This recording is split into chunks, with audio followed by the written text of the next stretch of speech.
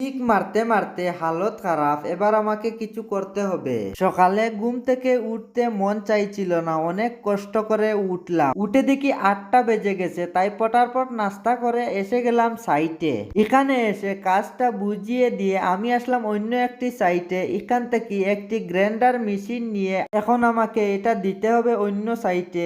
এখানে এসে গ্রাইন্ডার মেশিনটা দিলাম। এখন আমাকে যেতে হবে আরেকটি সাইটে।